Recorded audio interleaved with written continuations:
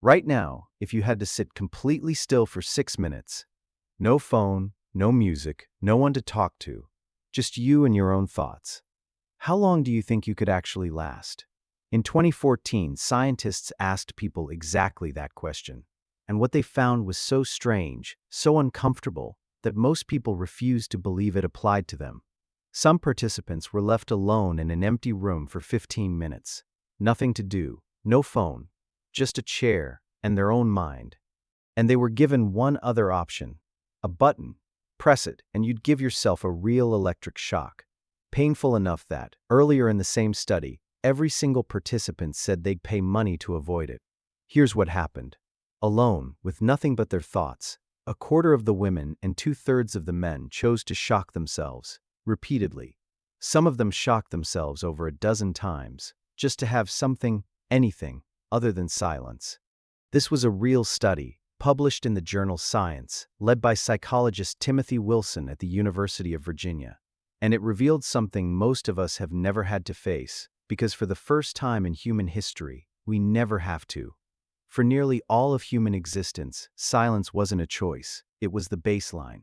No podcasts on the walk to work, no background noise while you cooked, no phone glowing in the dark next to your bed, just quiet. Hours and hours of it, every single day. So what changed? And what did we lose the moment we made sure we'd never have to sit with our own minds again? In 2010, two Harvard psychologists, Matthew Killingsworth and Daniel Gilbert, built an app that pinged thousands of people randomly throughout their day. Each time, it asked two questions. What are you doing right now, and are you thinking about something other than that? The results were published under a title that says it all. A wandering mind is an unhappy mind. People's minds wandered nearly half the time, during almost every activity except one, sex. And here's the part that mattered most. It didn't matter what people were doing. What mattered was whether their mind was wandering.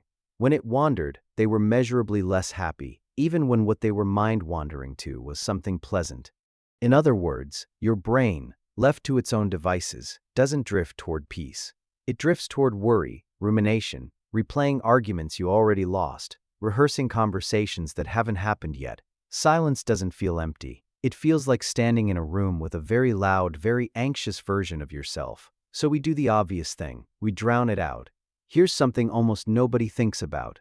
Boredom, as a problem to be solved every waking minute, is incredibly new. Radio didn't reach mass adoption in most homes until the 1920s. Television, not until the 1950s.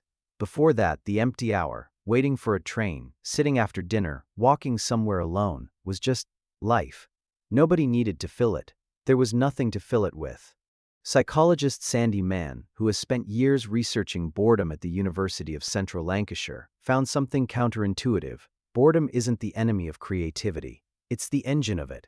In her studies, people who were first made to do a boring task, like copying numbers from a phone book, performed better on creative thinking tasks afterward than people who went straight into the task. Her theory: boredom pushes the mind to wander in search of stimulation, and that wandering is where new ideas actually come from. Some of history's biggest insights, Newton under the apple tree, Archimedes in the bath, didn't happen during focused work. They happened in the gaps, in the unfilled, silent, boring moments in between.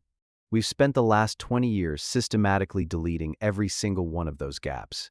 Gloria, a researcher at UC Irvine who has spent over a decade studying attention, found that the average amount of time people can focus on one screen before switching now sits at under a minute.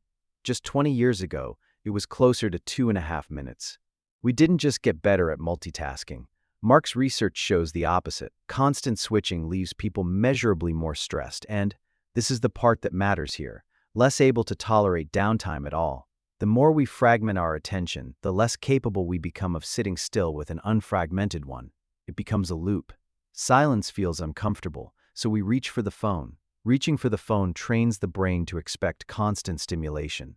That training makes the next silence feel even more unbearable. Each time we escape it, the exit gets a little more automatic, and the muscle for sitting with our own thoughts gets a little weaker.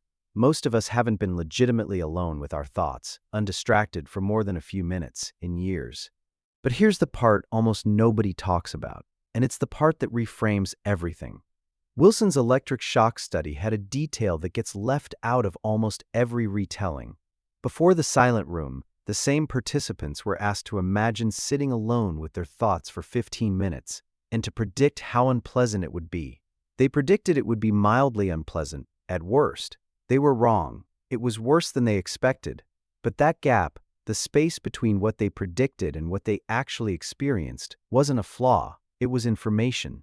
It told them something about themselves they didn't know until they sat still long enough to find it. That's the uncomfortable truth. The panic you feel reaching for your phone in a quiet moment isn't really about boredom. It's about what surfaces when the noise stops. An unresolved thought, a conversation you're avoiding, a version of your life you haven't looked at directly in a while. We call it boredom. It's usually closer to confrontation, and the people throughout history who deliberately sought out silence, monks, sailors on long voyages, writers who worked in empty rooms, weren't seeking emptiness for its own sake. They were seeking exactly that confrontation, on purpose, because they'd learned something we've forgotten. Whatever surfaces in the silence usually needs to be looked at eventually. The only question is whether you meet it on your own terms, sitting still, or whether it catches up to you later, when you have no phone left to reach for. You might not like what you find at first, but according to the people who've studied this, that discomfort isn't a warning sign. It's the sound of a muscle you haven't used in years, starting to remember what it's for. If this made you think differently about the last time you reached for your phone in a quiet room, share it with someone who's never sat still for more than 5 minutes. And if you want more of the psychology nobody teaches you, subscribe. There's a lot more where this came from.